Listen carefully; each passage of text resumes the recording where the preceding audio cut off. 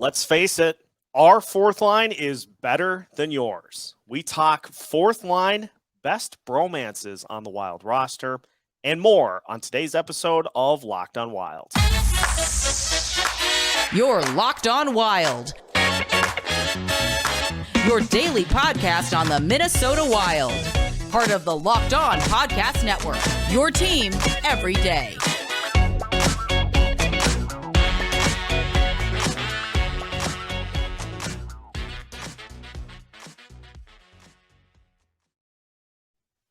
What's up, everybody? Welcome to another episode of Locked on Wild, your daily Minnesota Wild podcast, part of the Locked on Podcast Network, your team every day.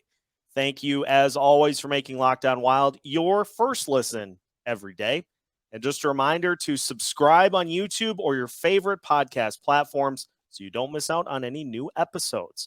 On today's episode of Locked on Wild, Marissa Voss joins us as we give some love to the fourth line, the guys that have helped propel the team forward here over the last couple of weeks. And we'll talk bromances. There are no shortage on this year's Wild team. We'll talk that as well here today. My name is Seth Topol, your daily Minnesota Wild insider. As mentioned, we are joined by Marissa Voss today of Wild Takes and 10K Takes. Marissa, welcome to the show, your debut here on Locked on Wild, and I could think of no one better to hop on and help us talk about the fourth line for the Wilds. We're going to have fun today. We're going to have a lot of fun. The fourth line is my specialty. I love all of it, and you couldn't have picked anyone better, to be honest, but really happy to be on Locked on Wild. I've been listening to you guys, rooting for you guys, so I'm like, oh yeah, it's my time to shine.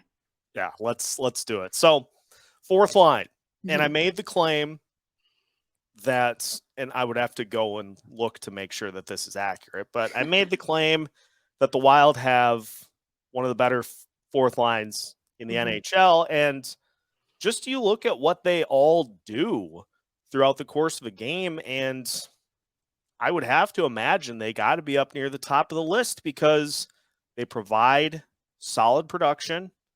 They are really good at the particular roles that they play, and they're scoring a ton of goals right now.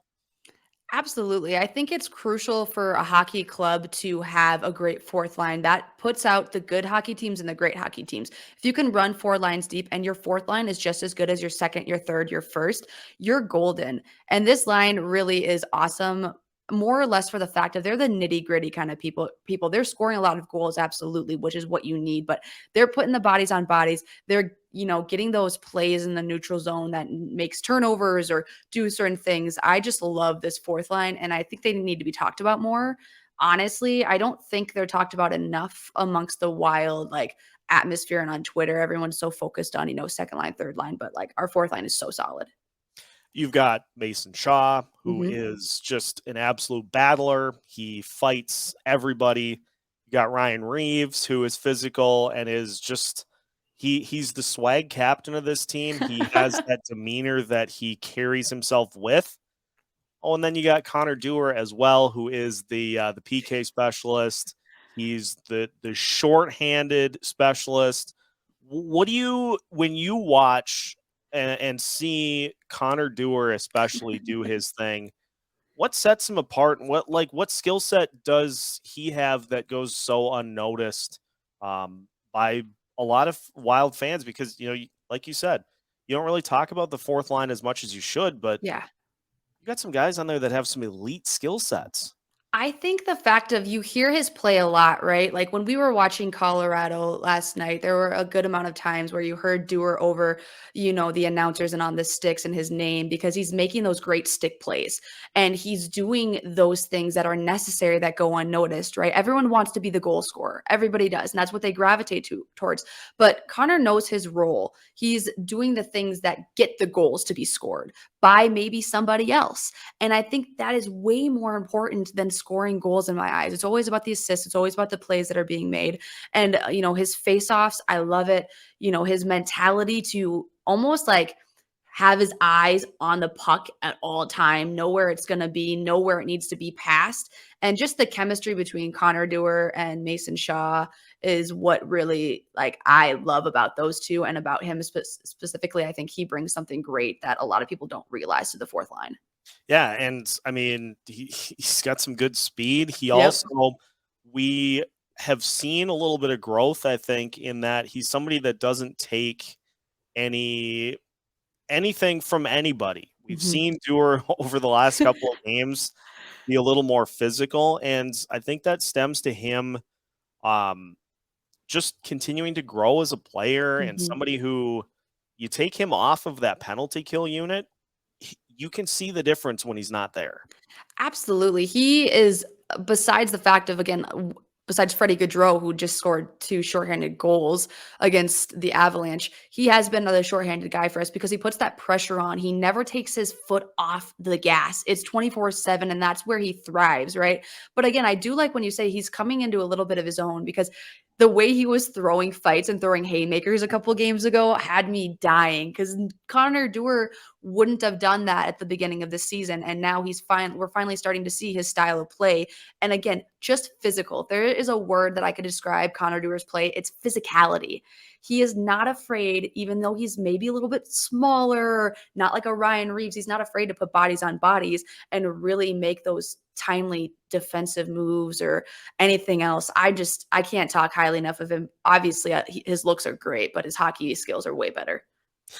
It is fun to see so many guys on this team who seem to have taken a playbook out or a play out of Joel Eriksson's playbook. Mm-hmm. You have so many guys on this team that are just not fun to play against. Brandon Duhaime, Mason Shaw, Joel Eriksson, Connor Dewar. And so it is fun to see that those guys are looking up to Eriksson as a mentor because that's not a bad guy to try to emulate your game off of. And Dewar fits in, as does Shaw, as guys that you don't ever feel comfortable when they're out on the ice because they're always physical and they're always going to make life miserable for you if you're trying to get the puck. Exactly. Almost swarming is the word that I would use. They are just like swarming the opponents. They're really making it, again, like you said, stressful, uncomfortable. It's not going to be easy when they're on the ice. And again, what you need from your fourth line.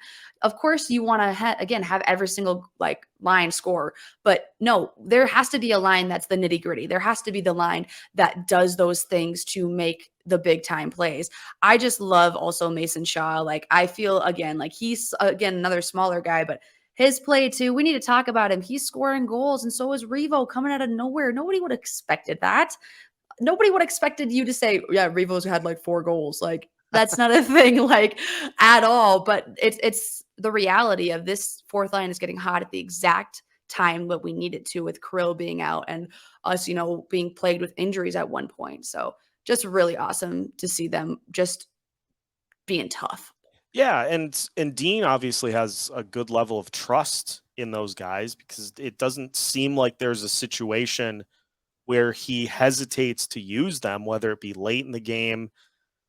No matter what, it seems like he really is confident in throwing them out there on the ice because you Mhm. know that you're going to get quality minutes from those guys, and they're likely going to leave the opponent frustrated every time they're out there.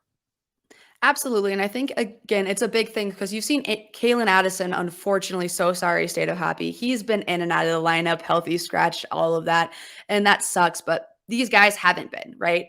There have been you would think maybe Connor Dewar would get a healthy scratch, maybe Mason Shaw. Like, no, they've been consistently in that line because they know their job and they're good at it. And that's what Dean wants. Dean doesn't want you to be doing too much, right? Or not enough. They're doing the perfect amount of what they need to do their job. And that's what makes a great hockey team play. And that's what makes everything go very smoothly because it's just I can't talk about it enough. I don't know. It is crazy to me to think about though, like this team and how well they are on top of everything and their chemistry. Like I love how because Mason Shaw and Connor Dewar are roommates. And their chemistry, you can just see like they're smiling in every picture, they're loving life. And that's what you need out of your line mates. And that's what makes it like the best.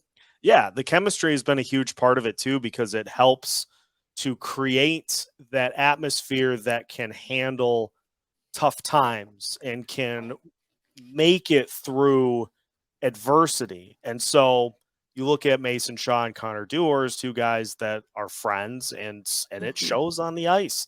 There are plenty of others, though, that also fit into that category. And so we're going to go through and look at the best bromances on this Wild roster as we continue today's episode of Locked On Wild after a word from our sponsor, which for today's episode is the official sports betting partner of Locked On. That is FanDuel Sportsbook. The NCAA tournament is nearing the finish line, and there is no better place to get in on the action than FanDuel, America's #1 sportsbook. That's because right now, FanDuel is giving new customers a no-sweat first bet up to $1,000. That's up to $1,000 back in bonus bets if your first bet doesn't win. Just go to FanDuel.com/lockedon and sign up today to claim your no-sweat first bet. Then you can wager on everything from the money line to point spreads to which team will eventually cut down the net. All on an app that's safe, secure, and super easy to use. So don't miss your shot at a no-sweat first bet up to $1,000 when you join FanDuel today. Just go to FanDuel.com/lockedon to sign up. Make every moment more with FanDuel. Continuing today's episode of Locked On Wild. Once again, thanks for making Locked On Wild your first listen each and every day. For your second listen, make sure you hop over to Wild Takes to hear their latest episode. Elite content from Wild Takes on a daily and weekly basis. So make sure you give them a follow if you haven't already, but let's be honest, you should have by now. Exactly. Marissa Voss joins us as we continue to maneuver through a fun little Friday episode here for you. And all right, Connor Dewar, Mason Shaw, talking bromances here. You've got a lot on this team. Obviously, Kirill and Matt Zuccarello probably takes top billing here. But let's go through and look at the rest because, like I said, there are plenty. So which are the notable ones, Marissa, in your head that stand out on this team? So obviously it's Connor Dewar and Mason Shaw. They're always literally Connor is always messing with Mason in some way, shape, or form, like pulling his jersey or like getting pictures or like smiling. They went down a slide together, for the love of God. Like they were both like tandem on a water slide. So that is just in itself amazing. And I also think when I saw a picture, I think it was yesterday, I think it was Marcus Foligno. Yeah, Marcus Foligno and Gus Bus. They were doing chest bumps and he posted it on his Insta story. That might be a new thing. And also I think he just loves like goalies because Marcus also did that like flower, flowy, flawoo. So that one, obviously, there's also another option for a triple, like a 3 kind of thing. Dewey 1, Dewey 2, Shazi. Yeah, and it's fun because those guys all came up at relatively the same time. So they played down in Iowa. And so obviously I know what you're referencing in the shootout win. I think that was against the Devils. I think so. Where they were all celebrating out on the ice. Yeah, it's a team that has just a ton of really good vibes and good chemistry. A few that come to my mind, Brodin and Dumba, obviously, like inseparable since they came into the league. So that one is big. But then I'm also going to throw the Swedes together because stories of them playing like cards on the team charter, the times that they've ridden trains. Yes. They're playing cards and they seem like they're always coming in at the same time, coming into the arena. So got to put the Swedes, Joel Eriksson Ek, Marcus Johansson, John Klingberg, Oscar Sundqvist. It's a lot of guys that fall into that realm. Philip Gustafsson, Gus Bus. And then the other one. What? The other one that I'm putting in as an honorable mention is Dean and the refs. I was even going to say Dean and his assistant coach's chest because he just punches the crap out Yeah, of it. the fist punch Sellies after wins, which will never not be cool. Like, So funny. and I find it funny too that there were tweets after the game against the Avs from Avs fans who were saying like, geez, Wild's head coach acting like he just won the Stanley Cup, like act like you've been there before. And I'm like, buddy, this is not new. Like, this is not, don't talk about things you don't know. Like, this is something that Dean does after a close win, after almost every win. Like, this is something that it's just a bit for him, you Yeah. know? Like, come on. There also were some takes that Alex Newhook is better than Matt Boldy too, from that realm yesterday. So I was like, okay, I'm not going to get too far into this. We're not going to do this today. No. But how do we rank them? I don't know. And even though I also have a question that came to my mind, does Matt Boldy have a bromance with anyone? Are we missing out on the Bolds bromance? Does he though? Or is he just kind of hanging out? That's a good question. Because I feel like sometimes he's with Shazi and then Dewar, but then sometimes I feel like he's just like chilling in the abyss. Kind of lone wolf in it. Yeah. I feel like he's more doing that at this point. But you know, it could very well be that he just is in that zone right now. Yep, I think so. Because there was that great shot. I think it might have even been one that 10K tweeted out of him just like staring off into 2095. Yes, he's just like, it's like Matt Boldy is on another planet right now.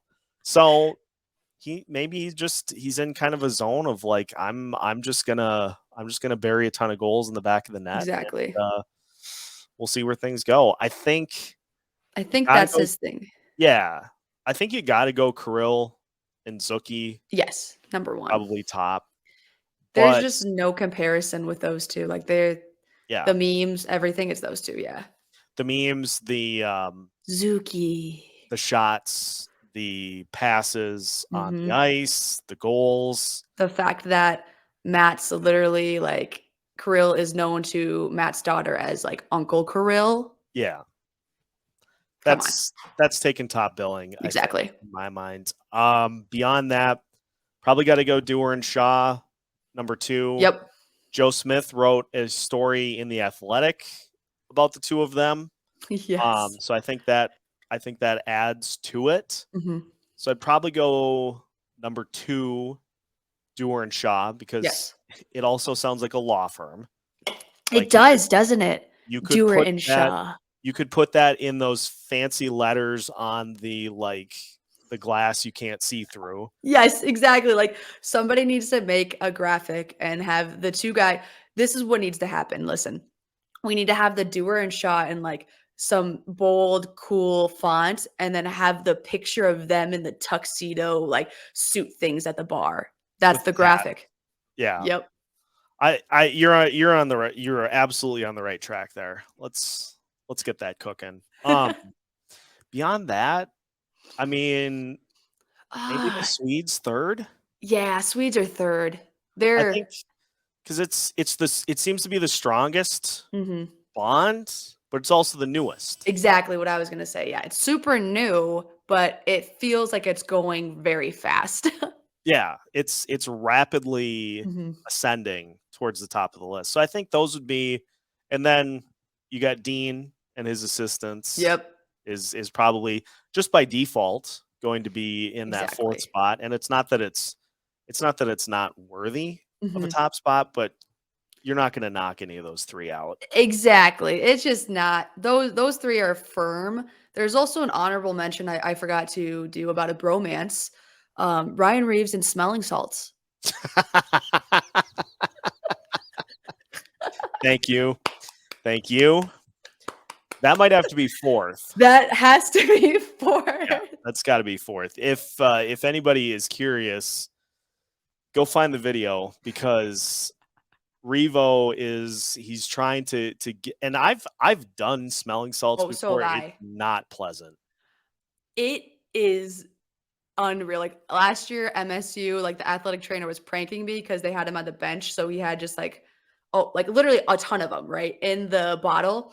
And then he goes, and all of a sudden I'm like sitting there, and all of a sudden I go, and I just take the biggest Oh, inhale. And I'm just sitting there like, what just happened? He's like, oh, that was smelling salts. I did not go to bed until like 4 a.m. that night. And thank God it was Saturday so I could go out and burn that energy. But yeah. oh my God.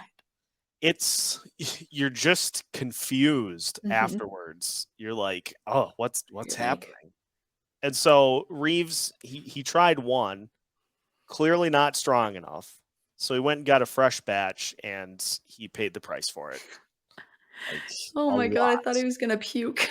Oh, I think he said he nearly did twice. Yeah. And he's like, I still have a really like it was after presser, like Michael Russo, I think, was talking to him and like everyone else. And he's like, yeah, I definitely got a headache still from those smelling salts. Oh, Like, Jesus. jeez. That has jogged my memory into another. Ooh. Marc-Andre Fleury in the post. Yes. Yes. We got a good list. This is fantastic. Yeah, I think again, just because of how long it's been long standing, Fleury in Mhm. the post has been a long standing friendship. Absolutely. To the point that Fleury sometimes thanks them in French, sometimes thanks them in English, because you don't know where they're made. Could Exactly. be You made don't in know. Canada. Where are they made? That is such a good question. Yeah, that is It's that above my is wheelhouse. Somebody figure that out and then get back to us. yeah, let us know in the comments. Yeah, please. Somebody fire that up in the comments. But I would say Flurry in the post Mhm. over Reeves and the smelling salts. But again, it's that longevity versus Yes. the Newer. recency groundswell. So Exactly. that's our list of a team that has no shortage of camaraderie and a bunch of just really tight bonds that has propelled this team to where they are at. And speaking of where they are at and how they have gotten to this point, I want to finish today by talking a little bit about the notion of trusting the process. Right on. So we will discuss that as we finish today's episode of Locked On Wild after this. Final segment of today's episode of Locked On Wild. Once again, thank you for making Locked On Wild your first listen each and every day of the week. Seth Topol joined by Marissa Voss of Wild Takes. Marissa, the Wild continue to win Mhm. without Kirill Kaprizov. Yes.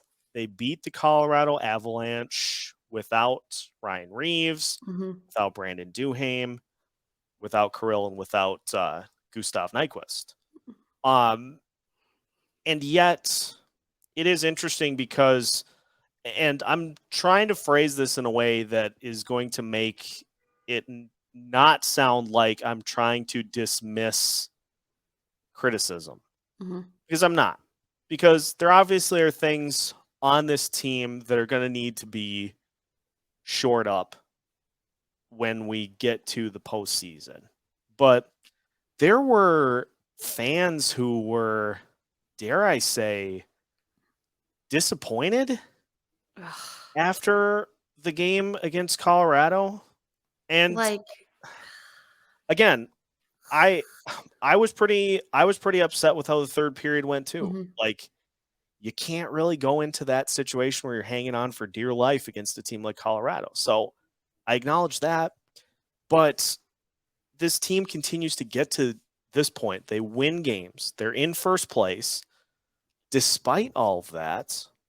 And so yes, there is stuff that can be worked on, but this team is also finding ways to win in spite of those issues. Absolutely. And I think it's just the Minnesota curse. Like it's the Minnesota sports curse because a lot of these fans always expect such a disappointment, but also expect such perfection, which is such a weird thing. So, like, you want them to be perfect, but you are like waiting for us to lose. Like, that doesn't make any sense. And I think people just are also afraid to buy into this team, you know? Well, they put me down every year. Yeah, that's sports. That's how it is. Every single year, you know, like Seth and I were talking like before we recorded this, like that is what sports are. You get pain, agony, and then you just load up the next year to do it all over again. That's how it is, like, especially in Minnesota. But that does make me upset. I have gotten a lot of people on my TikTok talking about like first round exits. Like, there's no chance in you guys doing anything. The Eastern Conference is great. Like, yeah, great, awesome. I'm not saying that, but I'm also going to be happy for my team when they win. In a huge game. And it's a team that I don't think anybody expected to get to this point this year after losing Kevin Fiala. Mm-hmm. The stretches in which the goals just dried up. Despite all of that, the Wild are still a first-place team right now, 3-point lead, and only one team of Dallas and Colorado is going to be able to get a little closer because they both play on Saturday. Yep. But it's a team that, despite some of the shortcomings, has continued to just rattle off wins, and they're beating teams like they're beating the Devils. They beat the Devils in New Jersey with Jack Hughes. Yes, and that's unreal. It doesn't happen. It's a team that has found ways to get it done, and at the end of the day, that's what it's all about. Mm-hmm. Bill Guerin said it himself. Exactly. It's all about winning. Yep. And so, above all else, if you get outshot, if you go 0 for 3 on the penalty kill, if you go 0 for 5 on the power play, in single game sample sizes, that's stuff that can be frustrating, but like they're 15-1-4, I think, in their last 20. It might even be 16-1-4 in their last 21 games. Mm-hmm. And so, yeah, that stuff exists, but this team's figuring out how to not make it a crippling issue. Absolutely. And I think the biggest thing is like we are all doing this without our best player. And it's also ironic how our best player goes out and all of a sudden we can't stop scoring goals. Like that was an issue we had. Like Matt Boldy had 0 goals in February, and now he had like 2 hat tricks in 5 games and then like 11 goals in 9 games or whatever that stat line is. And that's unreal. That's something that we haven't heard of. And then Reaves getting in on it and everyone just dominating. So I think more or less like I didn't expect this to happen at the beginning of the season. Nobody expected this. And the fact is we definitely didn't expect this when Kirill went out. And all of a sudden we're doing well and we're sticking to our ground. And why aren't you guys happy? Like, this is so awesome. I just think people don't ever soak in the moment and they always go, well, we're still just going to lose. Like, yeah. And if we go first round, we go first round. I'm going to enjoy the fact that we just beat the Colorado Avalanche at Colorado. We beat the Devils at their arena. These are hard games. And we did that. And I will say, I will throw some praise at this audience because I think by and large, very fortunate with an audience that is pretty level-headed with ebbs and flows, things along that line. But like scrolling through on Twitter after the game against the Avs, and it's like, you would have thought we lost 5-1. Yeah. And you got people who are saying, you know, you're not going to be able to you're not going to be able to ride Philip Gustafsson. He's going to break down. His run's going to stop that he's on. And it's like, he's been doing this for 5 months. And so I understand, because as you said, it's Minnesota sports nature to just be waiting for that other shoe to drop. Exactly. I'm of the belief where I'm like, I'm going to wait until that shoe hits me in the head. Yeah, before I deal with it. Like, I think that's what Minnesota Wild and Minnesota sports fans need to do. Yes, I get it. But the thing is, if you are being so pessimistic in the moment, then you aren't enjoying the moment. The Correct. fact that this team is on a tear, the fact that they're doing great things, that Gus is like the second best goaltender right now in the NHL, and Matt Boldy's absolutely tearing it up. Like, these are things that we need to enjoy because we have something really special.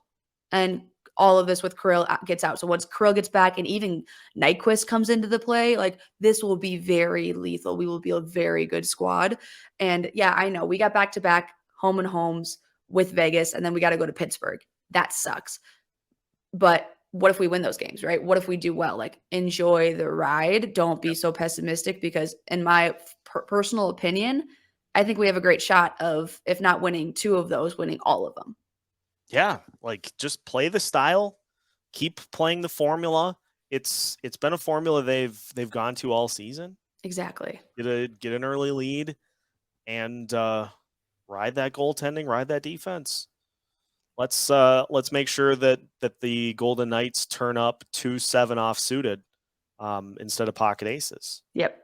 So we'll see, though. That I think is going to do it for Perfect. today's episode. Marissa, just let the listeners know, since it's the first time we've had you on, let them know where they can follow you and find you with the content you generate, with Wild Takes, with 10K Takes. Just let the people know where they can find you. Yeah, absolutely. So on Wild Takes, we are on TikTok, we're on Twitter, we're on Instagram, and then it's Wild Takes 10K. That's our @.